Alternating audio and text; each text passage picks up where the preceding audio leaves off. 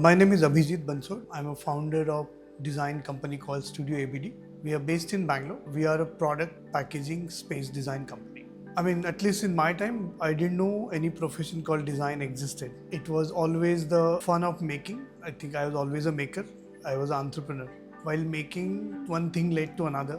Reached engineering college. From engineering college, then I realized there's something called design. Took a little longer, but reached my destination here. I think it will be always number of stories we have, because at the end design is just a medium, but what you use that medium is to tell your stories. Whether that stories come from our way of life, whether it's come from our history, whether it's come from our religion, or whether it's come from our culture, or whether it comes from a festival. In number of numerous story we have, which is languages, region, different way of life. No other country in the world would have that. Key ingredients are there, something to become iconic. One is you really identified a very key problem area. Second, you have a intent and resources to create something new. If you're lucky, if there is no benchmark, then you're creating absolutely new, and that was a category where LED was just coming in and bulb was going out. So being bulb is held in one place. Being LED, there is no center, right? It offers a designer a lot more possibility. So design is really getting this amazing story. You are at the right place at the right time, where technology is also evolved. There's a brand who wish to push it, and there is a manufacturing who wants to deliver something amazing. So no screws, it's a perfect form. You can touch, feel that thing. You can bend it, you play with it, it becomes your buddy. And we wanted kids to feel that way, So yeah, that's one of the products, that time, which is designed and made in India. The biggest problem with the light was there was no backup. Light only worked when there was a power. Now we're giving a light when there is no power. That was the difference, that you have a good quality of light. Under any circumstances, you're going to study for 6 good hours. Okay, you won't study all night. 2 hours you'll sleep before exam maybe. Because of that, it also gave a flexibility that if there's a disturbance, I take my light, go to the terrace and work. It kind of really, we realized those stories much later, but it just gave you flexibility of, I'm not glued to my table to do many things. People started using it to search something under the bed, because it became like a torch in some way. You want to enlarge something, you use it through that and you watch and do it. So I think there are a lot more things opened up beyond what we thought intended to be. But that's a good product design, that somebody finds different meaning into that. I used to do my exhibitions of my products in different cities at the same time. If I'm doing a luxury watches in Titan, or I'm selling my lamps, I'm talking to the same target audience, because they're the same one who buying either that watch, same or who come to my exhibition. So it helped me learn much more about them, and then you're experimenting in a material. Here the scale is so small, the scales are a little bigger. So there's always a cross-pollination of ideas, learning, which you apply from little bit here, from there and there to there. So it's a very healthy atmosphere of opening up platform for designers to experiment more, and then bring the learning back onto your core job. What at that time it was timekeeping devices. This is my first visit. Of course, I've known DJ for long. I had students working with me as an intern, and they joined me as a full-time, so many years back. So I've had my engagement with DJ. I think it's very beautiful campus, and more I'm engaging with the students. I'm seeing they are very hardworking here. They're curious to know what can be done more. Being in Coimbatore, I strongly feel it's a very powerful industrial town. If you could really seamlessly merge with that ecosystem and industrial design and industrial prowess which Coimbatore has, it should become a destination for any new development for anyone in Southeast Asia. I think that's something I think any city in India would be able to do that. It would be Coimbatore. And in that, I guess DJ Academy can play a very, very important role, and students from here, and of course the school, how they collaborate, how do you incubate the ideas, kind of really help, make Coimbatore the place to go, not China, that. I'll talk about Sachin's installation when Sachin retired. I think Forbes Network 18 invited me to design his installation, public sculpture for him, celebrate his life, and design the bat. It's a 2-ton bat in sculpted way, very large, around 25 feet long. It's hung in an angle on a space, and the bat, you can see a cut cavity below, which you see the blue inside. So the story was, when we cut his bat, it was bleeding blue, because he played for the blue, right, country. And it's on the western coast. So I had visualized before the bat happened that few days in that year, the sun when it's setting become orange on the bat, and people will imitate holding that large bat in an angle and take a picture. And when I saw those pictures a couple of years later, that people have started putting in that, I mean, it just felt really good. One, Sachin is our God, I mean, meeting him, doing something for him, and something in a public space where sense of belonging is so high about him. And after 10 years, it's still there, which is probably I'm proud of, having created some kind of landmark, and bring the local boy story to, in sculpted way, where everyone can engage with that, touch, feel it, almost feel that you're next to him on that. So yeah, I mean, it's something I'm quite happy, fond of that project. How did you come to? Yeah, so I mean, there are many forms to Sachin, but his magic wand, in my opinion, what is bat? Without bat, he's nothing. And his bat had a very legendary stories of, it's very heavy. I mean, everyone had made their own story. His shape was different. It came from one particular wood from Kashmir, and I mean, of course there are a lot of stories around a legend like him. So I wanted to really build a sculpture of that. I mean, most of my work hovers around familiarity, modernity. So I wanted people to not to be so abstract form of him that they don't recognize him. But I didn't want to put his form there. I want everyone to feel like Sachin, So for a day, I'm a Sachin, For a day, I'm a Shahrukh, That's what we wanted that to that. So you are understanding his most important thing. You're understanding million people's most amazing aspiration is stand next to him and take a picture, right? Now, not him, but at least I have his bat. Okay?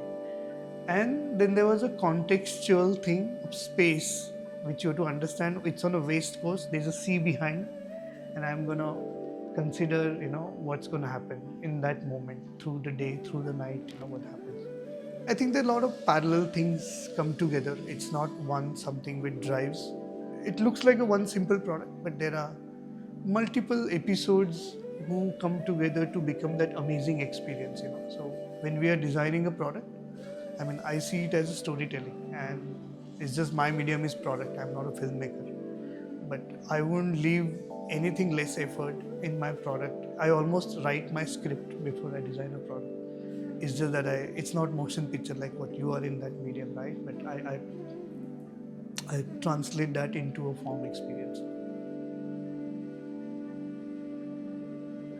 There are two things work, okay?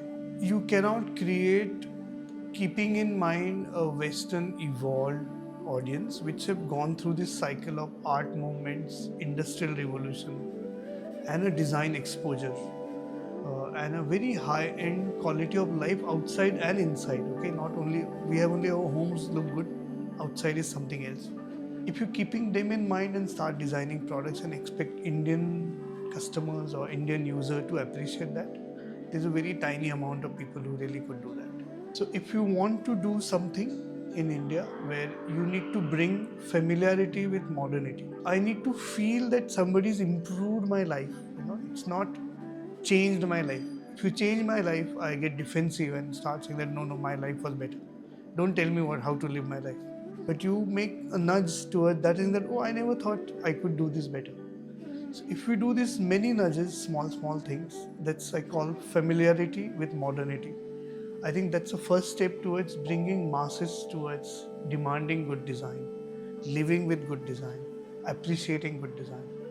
Once you do that, I think then the next level would evolve, and we cannot jump to something so alien that it feels, oh, it's for somebody else, it's not for me. It needs to be part of our life. It needs to be part of our ritual. So what we do in Studio ABD and through our brands or wherever we get opportunity to express that, client work, is to really play up on this familiarity and modernity together, where you are finding something amazingly new, but you identify yourself in that, and that's very critical, very empathetic towards the people who we live with, and I think that's the only way we'll generate our own vocabulary of design, not restricted or not defined by Westerners' boundaries or I mean, they have their reason to live like that. We should have our reasons. You can take a yardstick of, in my time, we had 6 design school, 4 design school. Now there are 1,000 plus design school. There were few companies used to employ designers. Now there are many industries, NGOs, governments. Everyone is kind of understood the power of design. That I'm not getting into valuation of design, but I'm saying everyone recognizes the value of it. I mean, depending on your capital and exposure and importance, I'm sure that will vary. So India has come a long way, but we not applied it. We see design as an isolation in making something good, or I'm gonna get better sales out of it. It's a very trader's mindset design use as compared to building nation design use. Okay? So if I have to build entire country based on certain foundation of our own life, our way of life, and have our own philosophies of design that what we'll follow, like how Japanese have, Scandinavian have. Why can't we? We are all very old civilization. We need to go towards that where we celebrate where we come from, but we use absolute technology in improving the quality of life. So I'll keep saying again, but it's a familiarity with modernity. So modernity brings a different expression of form, which looks very young and new. Modernity brings appropriate technology, which is good for me at this time. And mixing that would create a new kind of a form factors or new opportunities for India to have its own design language So yeah, I mean, we have evolved a lot, but till the time our streets are as good as our homes, I don't think we should consider that we are a design country. Never a form, it's always a story. So it's based on a story and based on a target audience, the form evolves, because once you decide already a form, then you're not doing anything. My work is artistic, but I'm not artistic yet. I have a control on my materials and form. I can make them do whatever I want. So I need a story first. I need to understand a context. I need to understand a person. I need to understand people, a brand when I say person. Then when I write my narrative, then I use whatever my tools I know. I push the boundaries. I mean, most of the people who work on my project would realize that they didn't know they can do that. And that's what you really push the boundaries of that. And then you create something which happens to be a form. But same thing I can convert into film, because I just say, my medium is product. If my medium becomes a film, I can convert that into film very easily, because finally it's about story, and most good creative expressions will say that story first, then everything else. I don't know what is good design. I mean, good looks is good design. TVS 50 has been around for last. Probably this is only after Dinosaur. I think that's the only product which has never gone out of the thing. It's a fantastic product. I think it should be awarded at least Padma Shri or something like that. I mean, because I find it's not evolved. It doesn't need to evolve. It works. It carries 5 cylinders. It carries 3 kids. You can carry everything on that. Whether business or life is gone, people have done everything around that product. And it worked always. It never failed anyone. Is that a good product? Is it a good looking product? It's like, what is look? So I really don't know what is that. So I'm searching for that how do I define a good design? But for me, Lota is a good design. Something which lasted for thousands of years is a good design.